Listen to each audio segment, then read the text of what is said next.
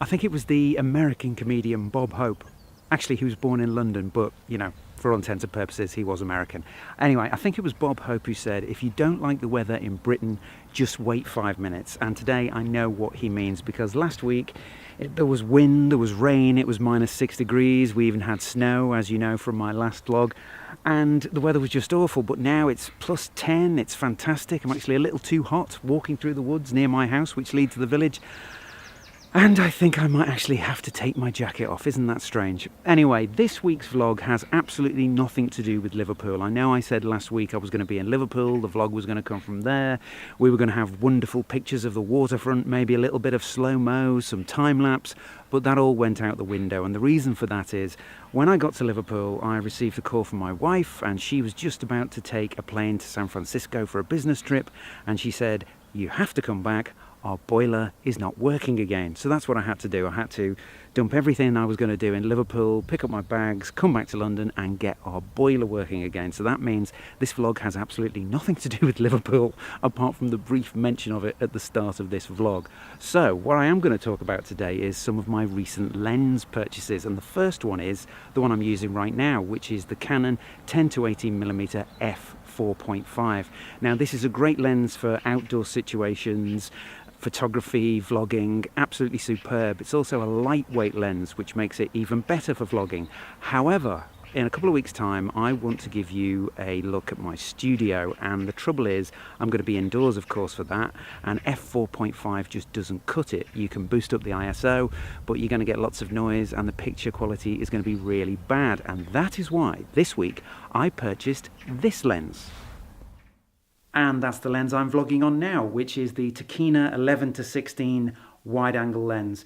It's about 4 times as heavy as the Canon lens because it's got a lot of very good, precise glass inside it, and it has a constant aperture of f2.8, which means, of course, it's a fast lens. So you guys have seen me here before if you've watched one of my videos. This is the place I stand when I want to do a quick piece to camera before I go out and about doing what I do during my day. So I don't want to set up any big complicated lighting situation. I just want to stand near the window and vlog directly to you guys. Now I just want to show you the difference between this lens at f2.8 and an ISO of 100 and the Canon. So here we go with the Canon. So here we are back on the Canon lens at 100 ISO, and I've purposely kept it on 100 ISO so that you guys can see the marked difference between a slow lens and a fast lens. A fast lens, of course, lets in a lot more light, and that's why you pay twice the price for the Tokina lens that you do for the Canon. Having said that, there are a few advantages to my little Canon lens. Number one, it's very light. Number two, it's got image stabilization, which a lot of people say you don't always need on a wide angle lens because things tend to look less shaky on a wide field of view anyway. But it's still a nice thing to have for anybody who is run and gun vlogging the way I am now these days. So it does have those advantages. It's lightweight, image stabilization, etc., but you're never going to get the quality that you get out of the Tokina, and I think you guys can see that very, very markedly right now. So I'm going to cross into my studio now, get out of this terrible low light situation, going to be in a controlled light situation in the studio, and we'll see how we get on with these two lenses there. So I'm back in my studio and you're seeing me through the brand new Tokina lens, the 11 to 16. I've currently got it set to 16. The aperture is at f2.8, so it's wide open, and I've got the ISO set to 100. Now I'm going to switch over to the Canon lens in exactly the same lighting situation, and you're going to see the difference.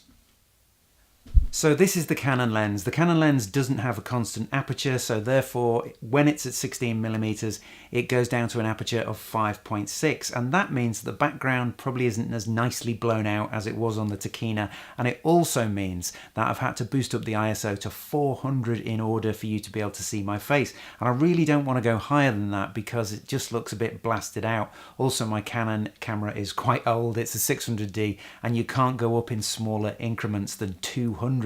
So it jumps right from 100 to 200 to 400, which isn't great. So you're asking yourself, now that I own this swanky new Tokina lens, Am I going to get rid of the Canon lens? Well, the answer is no, because the Canon lens is really light, it's got image stabilization, and when you're out and about vlogging during the daytime, it's a great lens. So no, I'm going to keep it for when I need it. The Tokina lens, I think, is going to be primarily for interiors and low light situations, and when I move on to an even better camera, it's going to be even better in terms of its performance. So I would say if you need any wide angle lenses, definitely have the Canon for vlogging and get the Tokina for more low light and fine detail situations when you're going to be doing also low light photography. That's it from me today, guys. If you like my channel, then please do subscribe. If you've liked this video, give me a like, and I'll see you again next week.